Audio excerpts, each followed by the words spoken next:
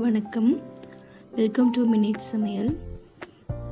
இன்றைக்கி நம்ம மினிட் சமையலில் என்ன டிஷ் பார்க்க போகிறோம்னா பாசி பருப்பு பாயசம்.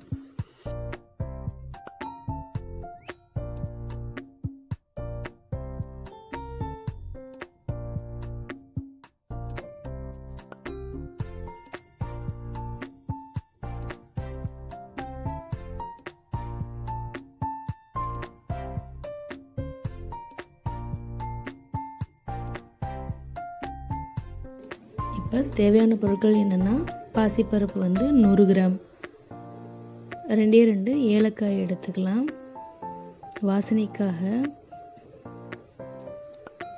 7 முந்திரி பருப்பு எடுத்திருக்கேன், உடச்சி வச்சுருக்கேன். தேவையான அளவுக்கு தேங்காய் துருவியதும் போடலாம், நம்ம லேசாக நறுக்குனதாகவும் போடலாம்.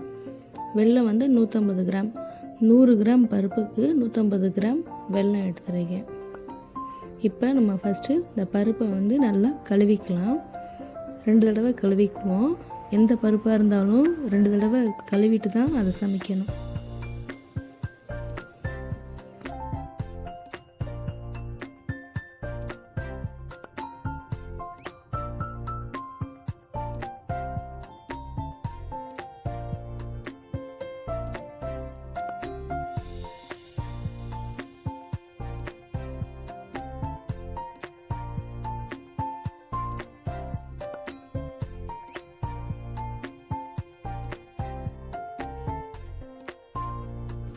இப்போ நம்ம நல்லா வடிகட்டில் வடிகட்டிக்கலாம். தண்ணி இல்லாமல் நம்ம எடுத்துக்கணும்.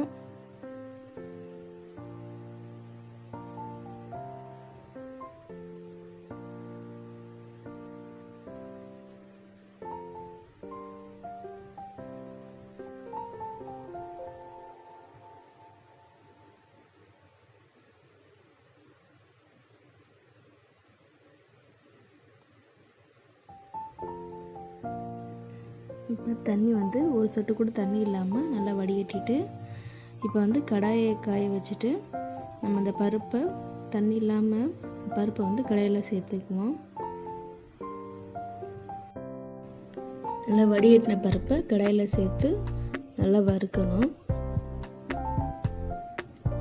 அதிகமாக வறுக்கணும்னு தேவையில்லை, லேசாக பருப்பு சூடேறணும், அந்த அளவுக்கு வறுத்தாலே போதும்.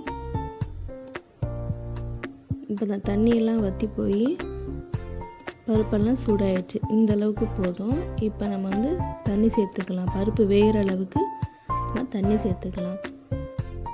1/2 லிட்டர் அளவுக்கு தண்ணி சேர்த்துருக்கேன். இப்போ இது ஒரு 15 நிமிஷத்துக்குள்ளே பருப்பு நல்லா வெந்துடும்.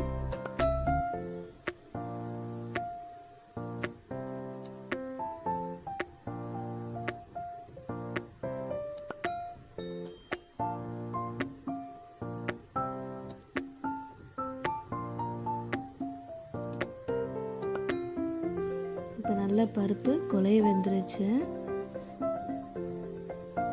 லேசாக கரண்டி வச்சு நல்லா மசிச்சு விட்டுக்கலாம்.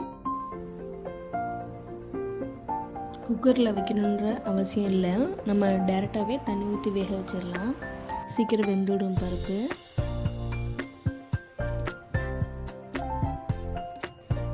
இப்போ பாயசத்துக்கு தேவையான அளவுக்கு தண்ணி சேர்த்துக்கலாம்.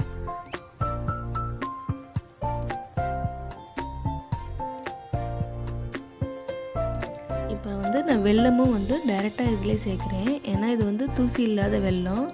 சப்போஸ் வெல்லம் தூசி இருந்துச்சுன்னா தனியாக லேசாக பாகு காய்ச்சி இதில் சேர்த்துக்கலாம், வடிகட்டி சேர்த்துக்கணும்.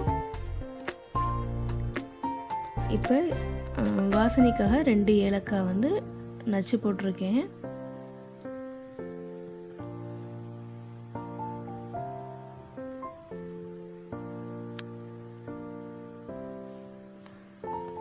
அஞ்சு நிமிஷம் அளவுக்கு இது கொதிக்கட்டும். இப்போ முந்திரி பருப்பை தாளித்து கொட்டலாம். இப்போ 2 ஸ்பூன் அளவுக்கு நெய் சேர்த்துக்கலாம்.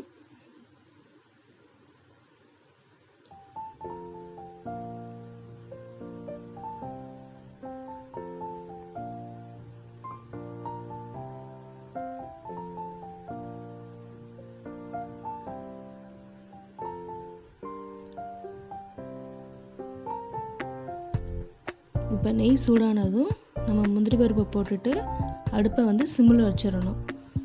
இல்லைன்னா முந்திரி பருப்பு வந்து சீக்கிரம் தீஞ்சு போயிடும்.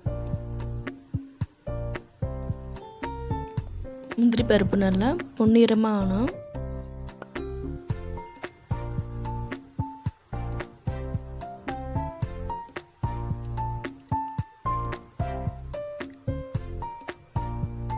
இப்போ நல்லா பொன்னிறமாக ஆனதும் அடுப்பை ஆஃப் பண்ணிவிட்டு நம்ம வந்து தேங்காயை வந்து சேர்த்துக்கிறோம்.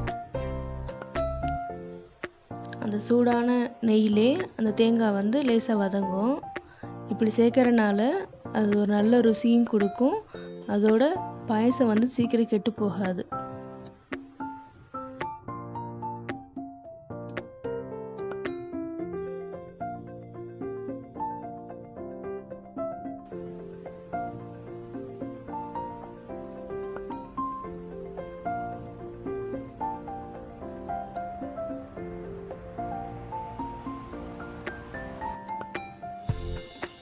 இப்போ நல்லா வெல்லம் அந்த ஏலக்காய் எல்லாமே நல்லா கரைஞ்சி நல்ல ஒரு ஸ்மெல் கொடுக்குது.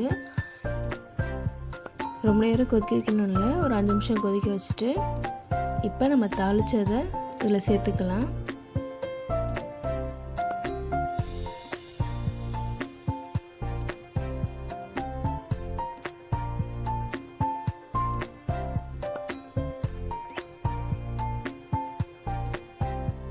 அவ்வளோதான், பாசிப்பருப்பு பாயசம் வந்து ரெடி ஆயிடுச்சு.